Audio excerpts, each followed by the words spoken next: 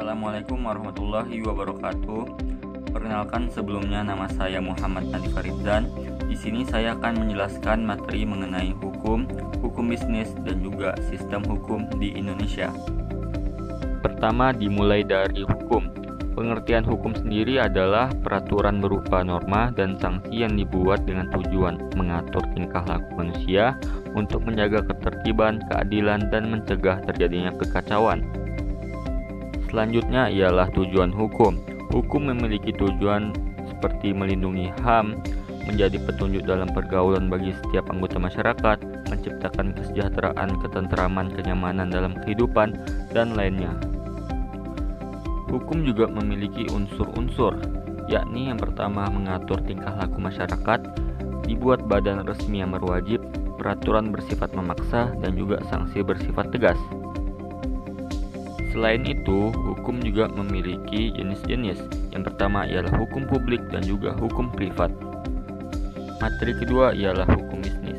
Hukum bisnis merupakan keseluruhan dari peraturan-peraturan hukum, baik yang tertulis maupun tidak tertulis, yang mengatur hak dan kewajiban yang muncul dari perjanjian-perjanjian maupun suatu perikatan-perikatan yang terjadi dalam praktek bisnis. Hukum bisnis juga memiliki tujuan. Yang pertama ialah menjamin berfungsinya keamanan mekanisme pasar secara efisien dan lancar, melindungi berbagai suatu jenis usaha, khususnya untuk jenis usaha kecil menengah, dan lain sebagainya. Hukum bisnis juga memiliki fungsi. Yang pertama ialah menjadi sumber informasi yang bermanfaat bagi pelaku bisnis. Pelaku bisnis dapat lebih mengetahui hak dan kewajibannya saat membangun bisnis, dan lainnya. Selanjutnya ialah ruang lingkup hukum bisnis. Ruang lingkup hukum bisnis mencakup beberapa hal seperti bentuk badan usaha, kegiatan jual beli, investasi atau penanaman modal, dan lain sebagainya. Sumber hukum bisnis didapatkan dari hukum material dan juga hukum formil. Materi selanjutnya ialah sistem hukum.